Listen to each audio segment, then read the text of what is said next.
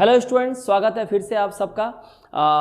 हमने हिस्ट्री के part 1, part 2 और पार्ट 3 हमने कर लिए और ये हिस्ट्री का पार्ट 4, लेकिन केबीएससी कक्षा है 6, क्योंकि इसके पहले भी केबीएससी पे क्लासेस हुई है, बीच में बंद हो गई थी, अब कंटिन्यू चलती रहेगी। History, geography, social studies, EVS, हर एक चीज़ की क्लासेस होगी, तो बहुत इंपॉर्टेंट है। और हमने 3 क्लासेस कर ली, हिस्ट्री की 4थी क्लास है। आप लोगों ने अच्छा किया। देखते हैं कि आप इसमें आज के सवालों में आप कैसा कर पाते हैं। तो मैं राजेश सर आप सबका स्वागत करता हूँ काबिल एकेडमी के यूट्यूब चैनल पर। चलिए शुरू करते हैं। सवाल है, the number of delegates who attended the first session of the Indian national Congress. 1 minute, जरा इसको मैं पेन अपने ले लेता हूँ, ठीक है, और कलर ले लेता हूँ जी, ठीक है।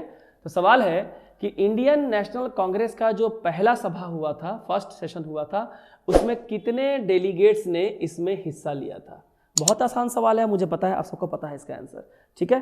कमेंट देख लेता हूं मैं आपके, क्या आंसर देते हैं आप लोग, जल्दी करें फटाफट।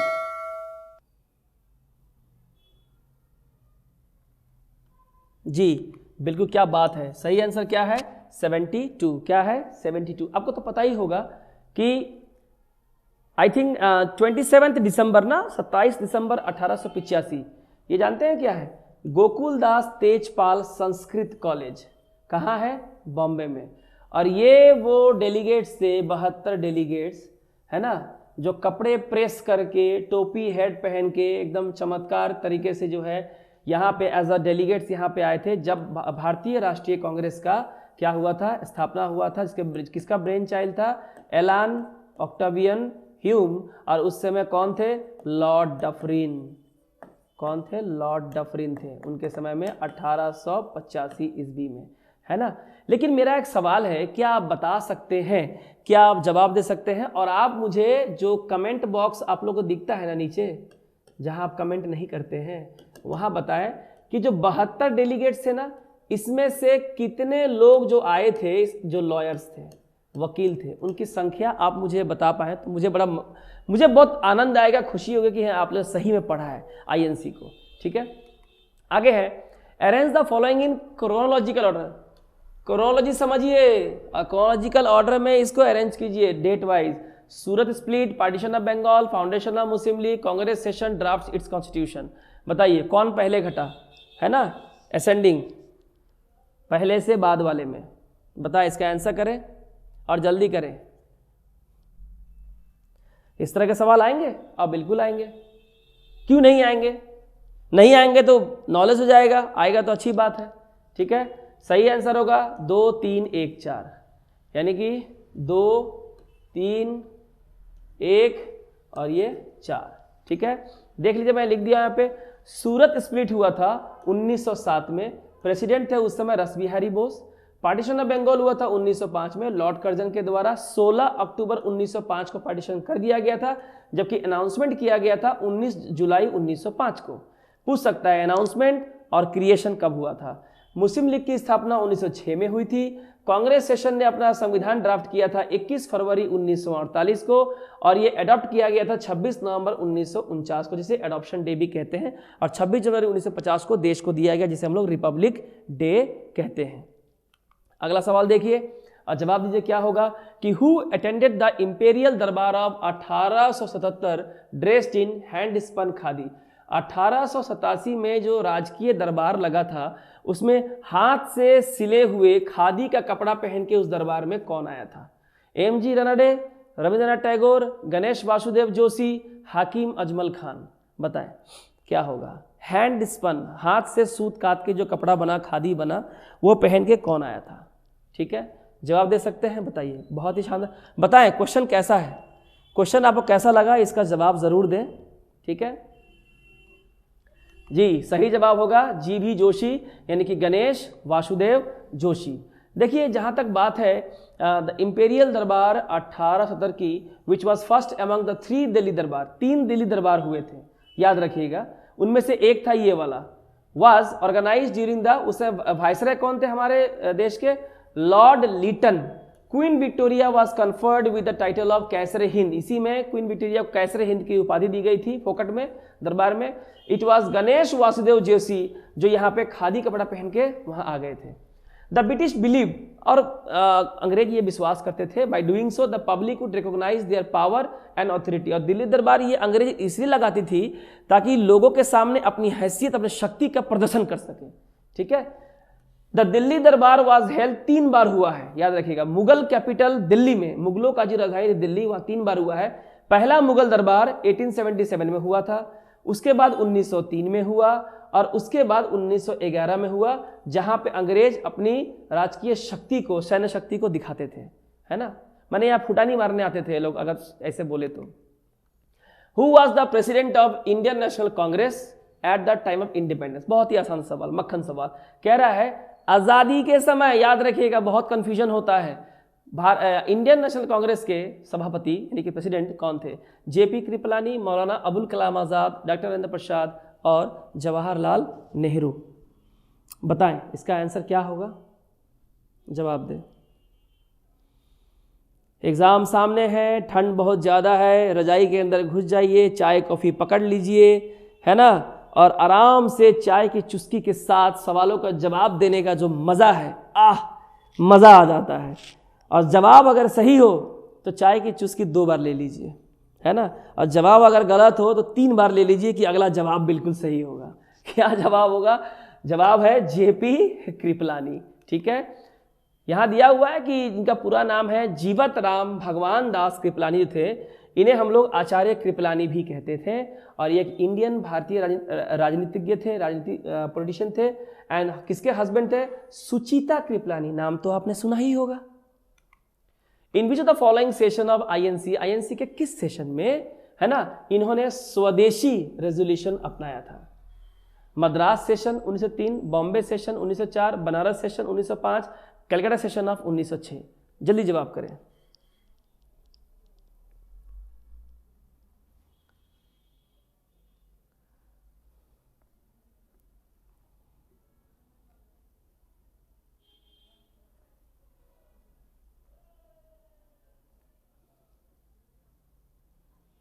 सही जवाब क्या होगा इसका?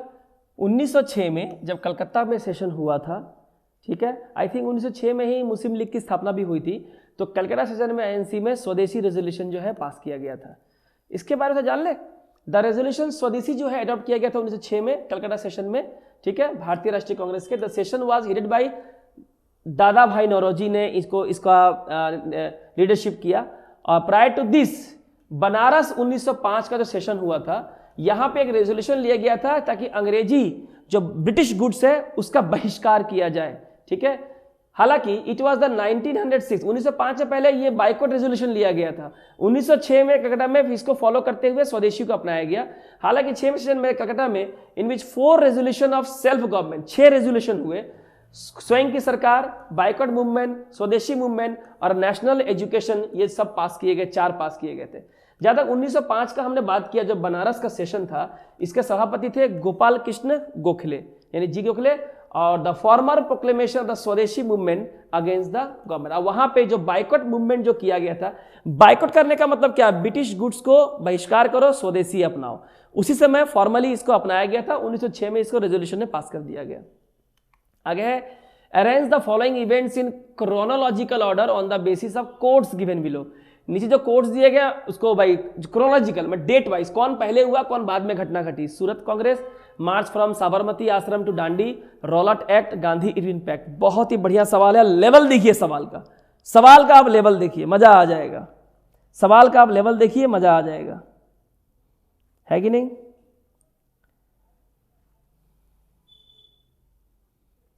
क्या होगा बताइए?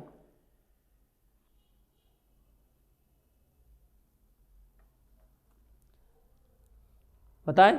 सही जवाब होगा 1 3 2 4। पहले तो 1 का 1 है, उसका 2 नंबर में कौन होगा? 3 नंबर, उसके बाद ये वाला होगा 3 नंबर, उसके बाद ये 4 नंबर। थोड़ा देख लेते हैं इसके बारे में, है ना। सूरत कांग्रेस जो हुआ था 1907 में, जिसे कहते हैं सूरत स्प्लिट। गरम दल, नरम दल अलग। मार्च फ्रॉम साबरमती से आश्रम डांडी यात्रा जो थी 12 मार्च 1930। रॉलट एक्ट पता है ना, 1919 को सर सिडनी रॉलट ने किया था।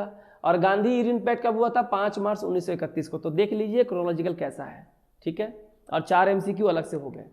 When did the British pass a law, माने अंग्रेजों ने एक नियम कब पास किया, making an offence to preach nationalist. राष्ट्रवाद के बारे में कुछ भी बोलिएगा, भारत में रहते हुए अंग्रेजी सरकार के बारे में कुछ बोलिएगा तो ये देशद्रोह माना जाएगा। ऐसा नियम बना दिया अंग्रेजों ने हमारे ही देश में हमारे खिलाफ। 1892, 1898, 1904, 1900 मानना पड़ेगा लेकिन ना कि अंग्रेजी सैनिकों, अंग्रेजी सेना में 87% भारतीय सैनिक और 13% अंग्रेजी सैनिक, इंडियन सोल्जर, ब्रिटिश सोल्जर। और औकात देखिए, हमारे ही सेना के द्वारा हमारे ऊपर 200 साल का शासन किया, तो हमसे बड़ा बेवकूफ और कौन है ना। ये जानते हैं कि इंडियंस जो होते हैं वो इमोशनली फूल होते हैं, भावनात्मक मूर्ख होते हैं। है तो एक अच्छा गुण, लेकिन लोगों ने इसका फायदा उठा लिया। चलिए आंसर क्या होगा, 1898। क्या होगा, 1898। थोड़ा जान लेते हैं। 1898 ईस्वी में ब्रिटिश ने यह कानून बना दिया गया कि अगर जो है, अगर इस तरह की फीलिंग्स ऑफ डिसअफेक्शन, यानी कि भारत में अंग्रेज सरकार के खिलाफ किसी के अंदर भी असंतोष की भावना पैदा करना सेडिशन है, देशद्रोह है, ठीक है, फॉरेन गवर्नमेंट के खिलाफ। ठीक है, आगे, Which of the following events was the last in chronological order? बोला कि ये जो घटना घट रही है सबसे अंत में कौन सी घटना घटी है, होम रूल मूवमेंट, खिलाफत मूवमेंट, जलियांवाला बाग मैसाकर, मोपाला रिवॉल्ट। बताएं इनमें से कौन होगा इसका सही आंसर। ठीक है, सबसे अंत में घटने वाली घटना कौन सी है, बताएं सबसे अंत में घटने वाली घटना। कमेंट करें, देख लेता हूं मैं एक बार कमेंट, काफी समय हो गया। सबसे अंत में हुआ था मोपाला रिवॉल्ट, मोपाला विद्रोह। थोड़ा देख ले इसके बारे में, देख लीजिए। देखिए, होम रूल मूवमेंट हुआ था 1916 में, खिलाफत आंदोलन हुआ 1919 में, जलियांवाला बाग मैसाकर पता ही है 13 अप्रैल 1919 में, और मोपाला रिवॉल्ट जो केरला में हुआ था यह है 1921 में। तो सबसे अंत में कौन हुआ, मोपाला रिवॉल्ट हुआ। तो जो मालाबार रेबेलियन थे 1921 के, जिसे हम लोग मोपला रेबेलियन भी कहते हैं या मपीला रेबेलियन भी कहते हैं, इन्होंने एक विद्रोह शुरू किया था अंग्रेजी सल्तनत के, अंग्रेजों सरकार के खिलाफ मालाबार केरला में, जिसे हम लोग मोपला रिवॉल्ट कहते हैं। तो ये मालाबार रेबेलियन विद्रोही थे वहाँ के। तो ये सबसे अंत में हुआ, इन चारों में सबसे अंत में हुआ है। तो यहाँ पे 4 अलग अलग आपको डेट्स भी दे दिए गए, जो आपको एमसीक्यू को सॉल्व करने के लिए काफ़ी आसान हो जाएगा। अगला है कि which of the following Muslim leader was not one of the founding fathers of the All India Muslim League. कह रहा है ऑल इंडिया मुस्लिम लीग की जो स्थापना हुई थी, इनमें से कौन वो मुस्लिम लीडर था जो इसके संस्थापक में से नहीं था, बताएं। सही आंसर क्या होगा, जल्दी करें। सही आंसर होगा मौलाना अबुल कलाम आज़ाद। क्या होगा, मौलाना अबुल कलाम आज़ाद नहीं थे। नवाब मोहसिन उल मुल्क था, आगा खान था, और नवाब सलीमुल्लाह अब्दा था। आगा खान को तो परमानेंट प्रेसिडेंट बना दिया गया था इसका। ठीक है, आगे the first president of Muslim league. Muslim league के पहले प्रेसिडेंट कौन थे, या कह सकते हैं परमानेंट भी कौन थे। ठीक है, इसका जवाब दे क्या होगा, सलीमुल्लाह खान, आगा खान, मुश्ताक हुसैन, सर सैयद अहमद खान। कौन होगा इसका सही आंसर, इसका सही आंसर होगा, इसका पहला जो बना था वो था सलीमुल्लाह खान। ठीक है, यहां पे देख लीजिए, the All India Muslim League was a political party जिसे एस्टेब्लिश किया गया था ढाका में 1906 में। When a group of prominent Muslim politicians met the viceroy of British India, Lord Minto से मुलाकात की उस समय के ब्रिटिश इंडिया के वाइसराय से, with the goal of securing Muslim interest on the Indian, कि भारतीय महाद्वीप में मुसलमानों के हितों की भी रक्षा की जाए, इसके लिए उनसे मिलकर ढाका में 1906 में ऑल इंडिया मुस्लिम लीग की स्थापना हुई। यह है ऑल इंडिया मुस्लिम लीग 1906 के सदस्य जो यहाँ देख रहे हैं, जो एक दुर्लभ तस्वीर है, और ये इनका प्रतीक चिन्ह है। ठीक है, Who was elected as the permanent president of the Muslim League in 1908? 1908 में, ये इस सवाल का जवाब था जो मैंने पहले बोल दिया। परमानेंट सभापति चुने गए मुस्लिम लीग के, नवाब सलीमुल्लाह, सैयद अहमद खान, आगा खान, सैयद आमिर अली। जवाब दे क्या होगा, क्या होगा इसका जवाब। इसका सही जवाब होगा जी हाँ, आगा खान। आपने सही कहा, जो मैंने पहले ही कहा था। ठीक है, यहां देख लीजिए कि ऑल इंडिया मुस्लिम लीग की जो पहली सभा थी वो हुई थी अलीगढ़ में, कब, 18 से 19 मार्च 1908 को ये पहली मीटिंग थी। और इट वाज एट इसी सेशन में सर आगा खान तृतीय को एक मत से फर्स्ट प्रेसिडेंट के, ऑल इंडिया मुस्लिम लीग के फर्स्ट प्रेसिडेंट के रूप में चुना गया। फर्स्ट प्रेसिडेंट, यानी कि इसके पहले वाले सवाल का जवाब जो सलीमुल्लाह दिया गया था, इसके ठीक पहले वाला जवाब सलीमुल्लाह, वो काट दीजिएगा, वो गलत है। ठीक है, थोड़ी मिस्टेक हो गई है। फर्स्ट प्रेसिडेंट के रूप में इन्हें चुना गया। ठीक है, और सेकेंड सेशन जब हुआ इसी का, अमृतसर में हुआ दिसंबर 1908 को, और at this session it was announced that the, ये जो आगा खान है परमानेंट प्रेसिडेंट होंगे इस पार्टी के। ठीक है, according to Sarojini Naidu who was the ambassador of Hindu Muslim unity, मैंने सरोजिनी नायडू के अनुसार, ठीक है, हिंदू मुस्लिम एकता के अग्रदूत कौन थे? सर सैयद अहमद खान, हजरत मोहानी, मौलाना आज़ाद, मोहम्मद अली जिन्ना। बताइए, सरोजिनी नायडू इन्हें कहती थी कि ये एम्बेसडर है हिंदू मुस्लिम यूनिटी के। क्या होगा इसका जवाब? इसका सही जवाब होगा मौलाना आज़ाद। क्या होगा? मौलाना आज़ाद। दिसंबर 1916 की बात है। ऑल इंडिया मुस्लिम लीग यानी AIML जो है और कांग्रेस मिलती है लखनऊ में, and it was due to the untiring efforts of Jinnah, और जिन्ना ने अथक प्रयास किया था कि कांग्रेस के अंदर कांग्रेस को इस बात के लिए राजी किया जाए कि जो मुस्लिम जो रिलीजियस माइनॉरिटी है उन्हें सेपरेट इलेक्टोरेट दिया जाए। ठीक है, और चूंकि इन्हें मिल भी गया, और इसी कारण से उनके प्रयासों को अप्रिशिएट करते हुए सरोजिनी नायडू ने उन्हें हिंदू मुस्लिम जो एकता है उसका ambassador of Hindu Muslim unity कहा। The two home leagues were founded in 1916 में 2 होम रूल लीग का स्थापना हुआ। इसके फाउंडर्स कौन थे? मैंने पहले वाले वीडियो नंबर 3, वीडियो नंबर 1 और वीडियो नंबर 2 यानी कक्षा 3 और 4 है, मैंने बता दिया हिस्ट्री के पार्ट 1 पार्ट 2 में। 5वां हमने पढ़ लिया, 6ठा हम पढ़ रहे हैं। सही जवाब दीजिए। एनी बेसेंट, बीजी तिलक, मोतीलाल नेहरू और सरदार पटेल। सही जवाब होगा 1 और 2 यानी कि एनी बेसेंट और बाल गंगाधर तिलक। आगे है the partition of Bengal made in 1905। आपको पता है बंगाल का विभाजन 1905 में लॉर्ड कर्जन के द्वारा तो हुआ था। अब इसमें क्या है? was annulled as a result of the Morley-Minto reforms in 1919, was withdrawn in 1908 because of the immense protest it evoked, was annulled by the King's proclamation at the Delhi Darbar in 1911 और continued till India got independence। क्या होगा इसका जवाब? Comment करें जल्दी से।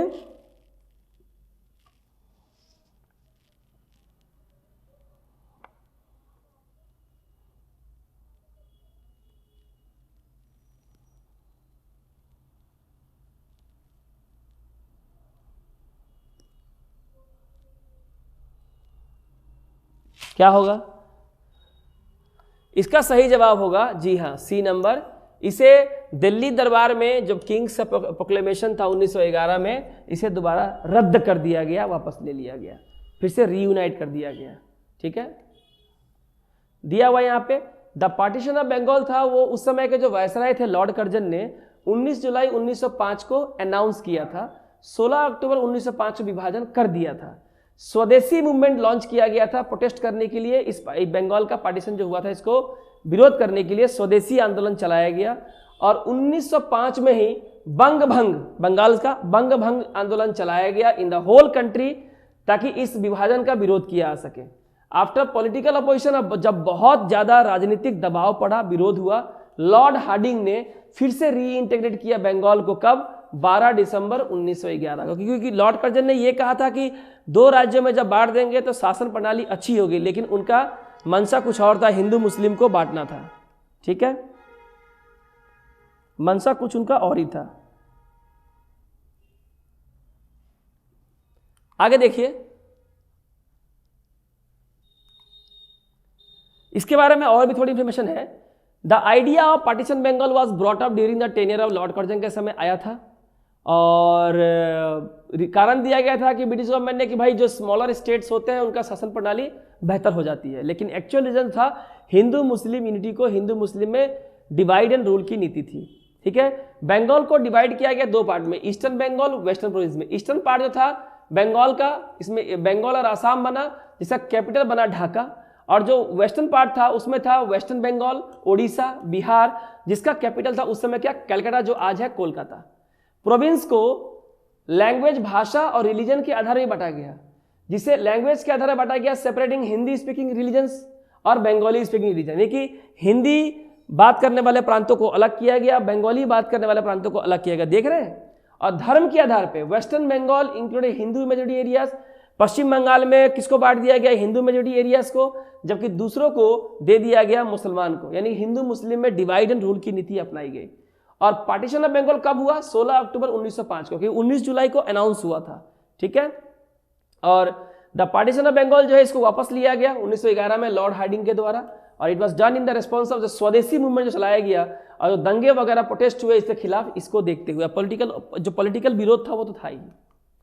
The basic defect of Lucknow pact, कह रहा है लखनऊ का जो पैक्ट हुआ था इसके मुख्य दोष क्या थे, आपको दोष बताने हैं। It was an agreement purely based on the bond of common hatred of the foreign rule. It was based on the wrong notion that Hindus and Muslims formed separate communities. It was a marriage of convenience without a pontiff. It was a pact between powerless potentates. क्या है, थोड़ी spelling mistake हो सकती है, ignore कीजिए। जवाब दें, क्या होगा इसका जवाब?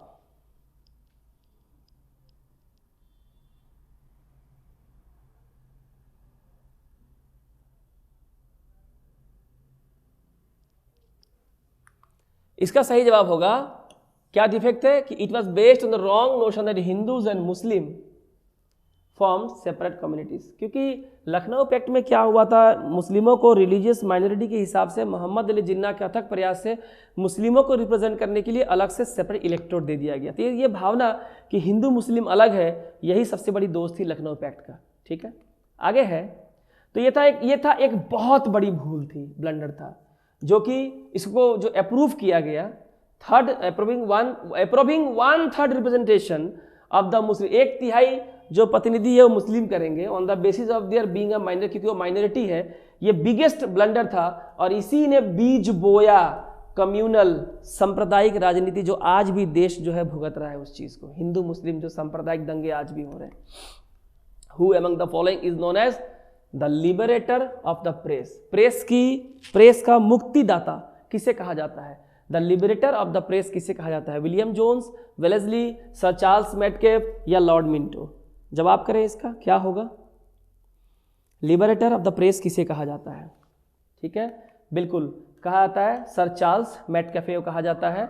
ये है, ठीक है, वो होशियार लॉर्ड मेटकेफे 1835-36 अच्छा लाए थे, लेकिन इन्होंने सपोर्ट किया था न्यू प्रेस लॉ, जहां पे जो रेस्ट्रिक्शंस थे भारत में प्रेस के ऊपर उसको हटा दिए गए थे, सारे रेस्ट्रिक्शन हटा दिए गए थे, और इसलिए इन्हें लिबरेटर ऑफ द प्रेस कहा था कि आप सरकार की आलोचना कर सकते हैं, आप मुक्त हैं। आगे है, who had said on the death of Tilak, Tilak की मृत्यु पे किसने ये बात कही थी कि मेरा सबसे स्ट्रॉन्गेस्ट बुल्कवार इज गॉन, मेरा सबसे बड़ा युद्ध का जो शस्त्र था वो चला गया? शौकत अली, मोहम्मद अली, लाला लाजपत राय, महात्मा गांधी। किसने ये बात कही थी जब बाल गंगाधर तिलक जी की जब मृत्यु हुई थी लाठी लगने से? ठीक है, कहा था कि माई स्ट्रॉन्गेस्ट बुल्कवार इज गॉन। किसने ये बात कही थी? कमेंट करें, बताएं।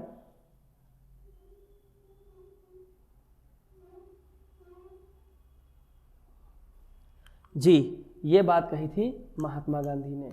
ठीक है, ये है हमारे Bal Gangadhar Tilak. Rabindranath Tagore renounced his knighthood for which reason? Rabindranath Tagore ने अपनी नाइटहुड की उपाधि आखिर किस बात के लिए वापस कर दी?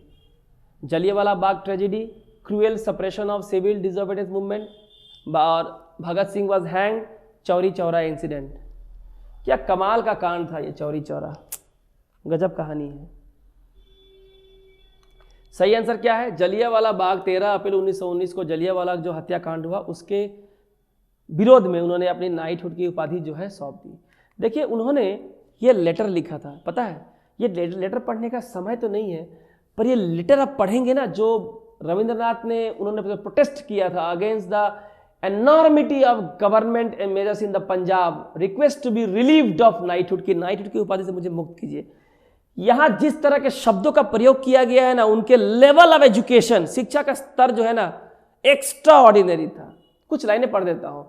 द एनॉर्मिटी ऑफ द, ये उन्होंने जो चिट्ठी लिखी थी हूबहू अंग्रेजों को, the enormity of the measures taken by the government in the Punjab for quelling some local disturbances has with the rude shocks revealed to our mind the helplessness of our position as British subject in India, the disproportionate severity of the punishment inflicted upon the unfortunate people and the methods of carrying them out, we are convinced, are without parallel in the history of civilized governments, barring some conspicuous exceptions, recent and remote. Considering that such treatment has become meted out to be population disturbed and resourceless by a power which has the most terribly efficient organization for destruction of human lives.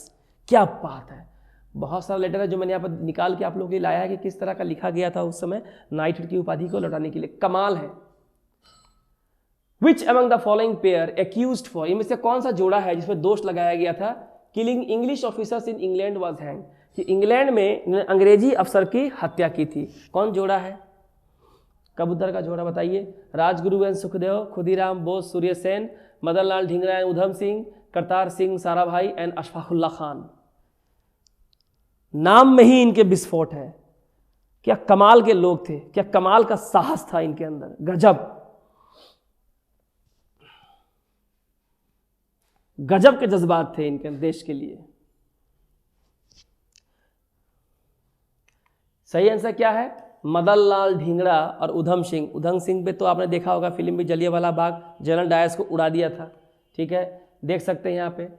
Britain में भारतीय क्रांतिकारी शहीद मदन लाल ढींगरा एवं शहीद सरदार उधम सिंह। ठीक है, पंडित सत्यनारायण शर्मा के द्वारा लिखा गया, मदन लाल ढींगरा और उधम सिंह। ठीक है, उधम सिंह कौन थे? एक पंजाब के क्रांतिकारी थे और एक फ्रीडम फाइटर थे जो बिलोंग करते थे गदर पार्टी से। ठीक है, लाला हरदयाल, याद है? ही असैसिनेटेड, इन्होंने ही माइकल ओ डायर को, जो है जनरल डायर, जो जलियांवाला बाग का हत्याकांड फायर का आदेश दिया था, lieutenant governor of Punjab 13 March 1940 को, to avenge the Jallianwala Bagh massacre. Jallianwala Bagh का जो हत्याकांड है उसका मैंने जो बदला लिया था। मदन लाल ढींगरा का सवाल है, 18 सितंबर 13 जन्म हुआ था, 17 अगस्त 1909 की इनकी मृत्यु। एक इंडियन क्रांतिकारी थे, प्रो इंडिपेंडेंस एक्टिविस्ट थे। वाइल स्टडिंग इन इंग्लैंड में पढ़ते हुए उन्होंने कत्ल किया था विलियम हट कर्जन वाइली का, जो कौन थे? एक ब्रिटिश अधिकारी थे। तो ये थे महान क्रांतिकारी शहीद। Write the correct chronological order the following, इन्हें सही क्रोनोलॉजिकल ऑर्डर में आपको सजाना है। Foundation of Swaraj party, Jallianwala Bagh tragedy, Congress Muslim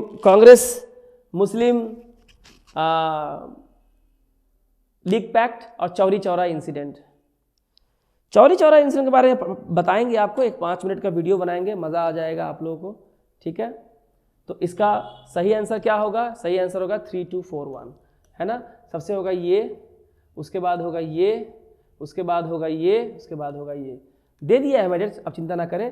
foundation of Swaraj party 1923, Jallianwala Bagh tragedy 1919, Congress Muslim League pact 1916 और चौरी चौरा इंसिडेंट 4 फरवरी 1922, है ना। जो उत्तर प्रदेश के चौरी चौरा का जो बाजार का जो पुलिस थाना था, वहाँ पे प्रदर्शनकारियों में असहयोग आंदोलन के प्रदर्शनकारियों ने गुस्से से उन पर गोली चलाई गई थी। 3 लोगों की जो है मौत हुई थी। वहाँ की तस्वीर है, रियल तस्वीर है। 3 लोगों की मौत हुई थी और उसी एक गुस्से में जब अंग्रेजों मैंने वहाँ के सैनिकों को, पुलिस को दौड़ाया, तो वह सभी लोग जो है पुलिस स्टेशन में जाके खुद को बंद कर लिए और बाहर से लोगों ने आग लगा दी। 22 पुलिस जल के अंदर ही मर गए। ठीक है, 3 लोग यहाँ से भी शहीद हुए। ये उस समय की घटना है जो अफरा तफरी देख रहे हैं, Chauri Chaura incident. In 1908 an attempt was made on the life of Kingsford. तो 1908 में किंग्सफोर्ड का कत्ल करने के लिए एक प्रयास किया गया, जो कि मुजफ्फरपुर का एक अनपॉपुलर जज था। भाई किसने किया? सत्यन बोस, बारिंद्र घोष, प्रफुल्ल चाकी या खुदीराम बोस? बताइए।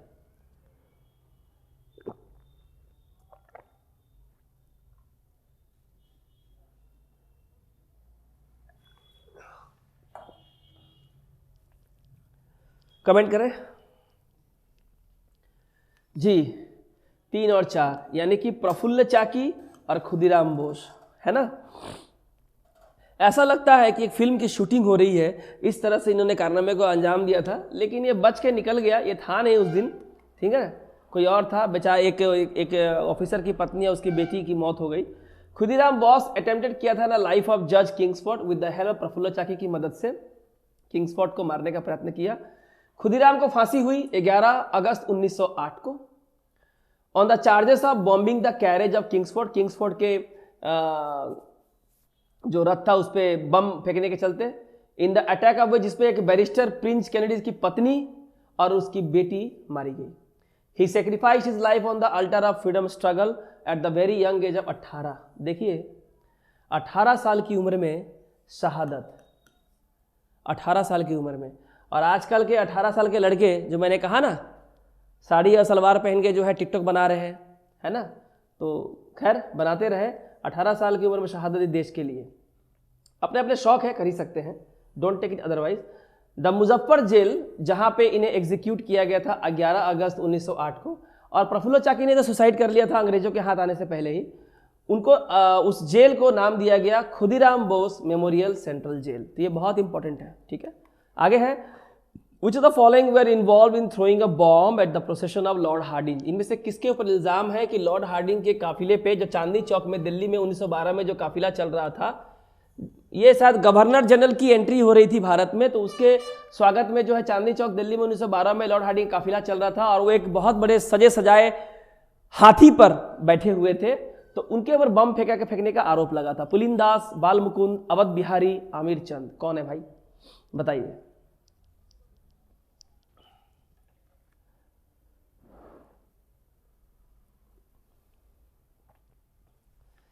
बताए।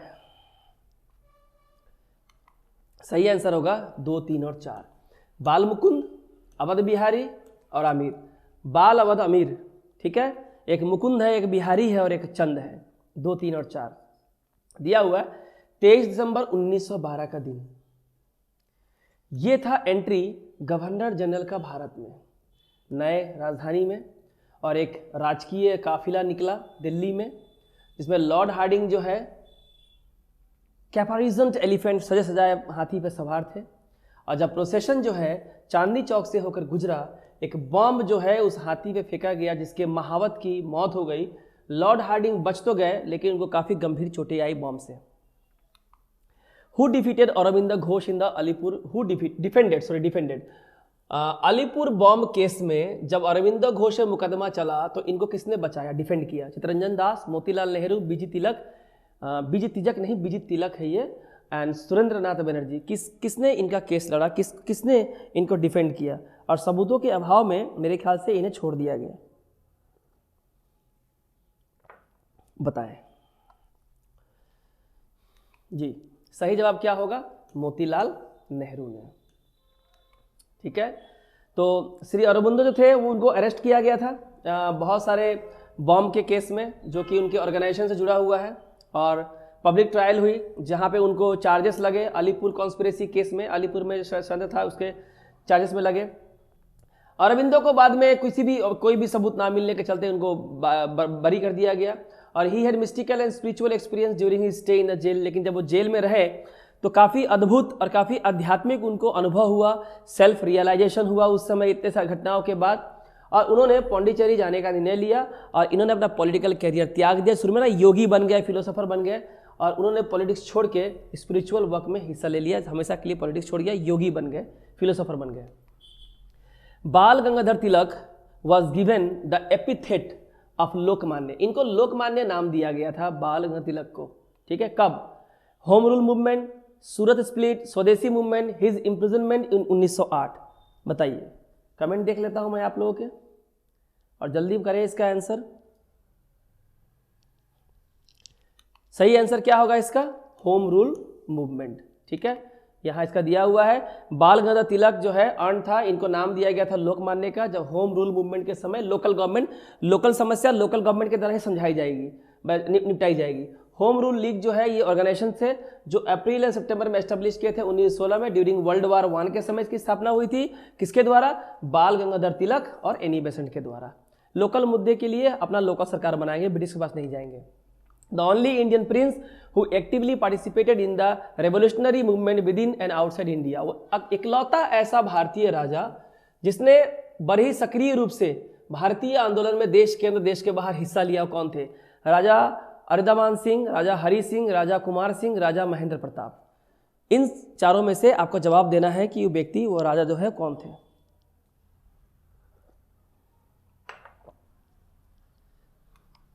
सही जवाब क्या होगा? राजा महेंद्र प्रताप। ये है राजा महेंद्र प्रताप, देख लीजिए 1886 1979। कर्जन वाइली, जिनको मर्डर कर दिया गया था मदन लाल ढींगरा के लंदन में, कौन थे भाई?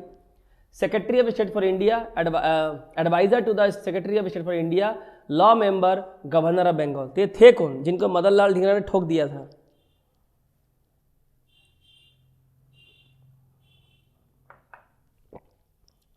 कर्जन वाइली ये थे adviser to the secretary of state for India. आगे है हु एडिटेड बासुमती। बासुमती जो कि सबसे पुराना बंगाली दैनिक अखबार था, इसे किसने एडिट किया था? आनंद मोहन बोस, सूर्य सेन, बारिंदर घोष, बीडी सावरकर।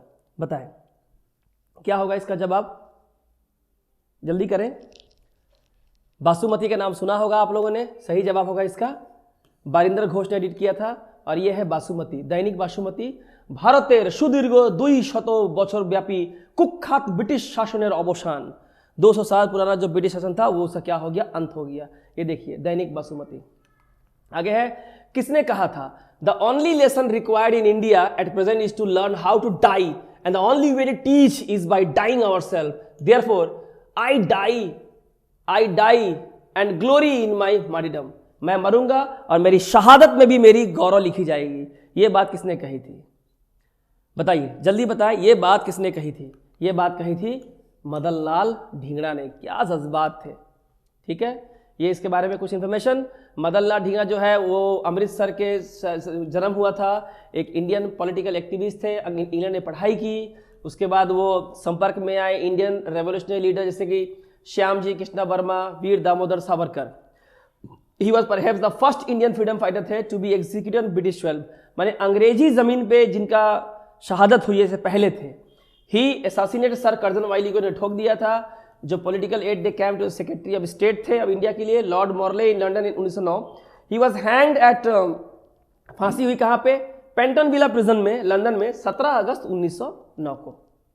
आगे है ओके। तो ये था हमारा आज का जो हिस्ट्री था पार्ट 4। हमने ये भी पूरा किया, सही समय पे पूरा किया, इसकी पूरी थ्योरी, इसके पूरे आंसर को डिटेल एक्सप्लेनेशन के साथ देखा। इसलिए 30 MCQ नहीं बल्कि ये जो है 100+ MCQ है, जो आपके आने वाले KBS की परीक्षा में, PRT, PGT, TGT की परीक्षा में इमेंसफुली आपको हेल्प करने वाली है। देखते रहिए काबिल एकेडमी। अच्छा लगा तो लाइक करें, सब्सक्राइब करें, शेयर कर दें और बेल नोटिफिकेशन जरूर प्रेस करें, ताकि जो मेरी वीडियो बन रही है KBS के लिए, उसके लिए आपको कहीं और भटकने की जरूरत ना हो। आपकी अच्छी पढ़ाई की जिम्मेदारी हमारा उत्तरदायित्व है। आपसे मिलेंगे अगले वीडियो में, तब तक के लिए पूरा अपना ख्याल। Thank you.